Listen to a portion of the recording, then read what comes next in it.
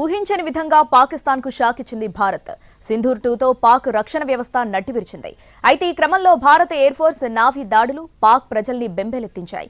రాత్రంతా మిసైల్ దాడులు, భారీ పేలులతో క్షణమొక యుగంలా గడుపుతున్నారు పాక్ ప్రజలు. మిషన్ సింధూర్ 2తో పాక్ బెంబేలెత్తింది.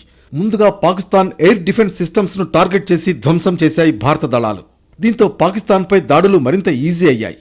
ఎప్పుడైతే భారత్ దాడులు చేయడం మొదలుపెట్టిందో పాకిస్తాన్ సైన్యం సైతం వణికిపోయింది. ప్రభుత్వంలోని నేతలు, ప్రజాప్రతినిధులు, పాక్ సైన్యంలోని ఉన్నతాధికారులు, వారి కుటుంబ సభ్యులు సురక్షిత ప్రాంతాలకు తరలిపోయినట్లు సమాచారం. ముఖ్యంగా పాకిస్తాన్ తమ వద్ద ఉన్న కాలం చెల్లిన ఆయుధాలతో భారత్ సైనిక బలగాలతో పోటీ పడలేకపోయింది. సాక్షాత్తు ఇస్లామాబాద్లోని పాకిస్తాన్ ప్రధాని షెహబాజ్ ఇంటికి 20 కిలోమీటర్ల దూరంలో భారీ పేలుళ్లు సంభవించడంతో అంతా షాక్ అయ్యారు.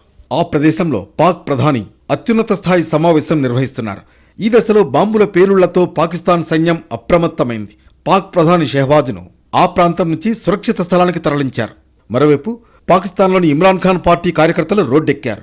పాకిస్తాన్ ప్రధాని షెహబాజ్ అసమర్థ ప్రభుత్వం పాలన వల్లే ఈ పరిస్థితి వచ్చిందని ఆరోపించారు. అవినీతి ప్రభుత్వం, అసమర్థ పాలన అంటూ రోడ్లపై నిరసనలు వ్యక్తం చేశారు.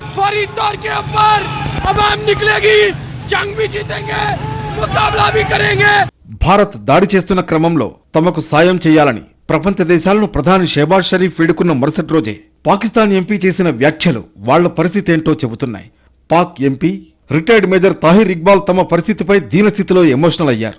పాకిస్తాన్ బలహీనతను బహిరంగంగా చెప్పారు.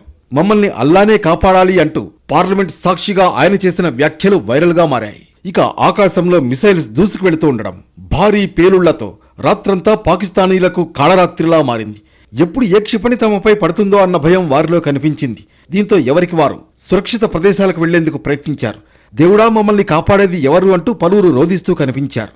అయితే భారత్ జనావాసాలపై కాకుండా అత్యంత జాగరూకతతో కేవలం పాక్ రక్షణ వ్యవస్థలు, స్థావరాలపైనే దాడులు చేసింది.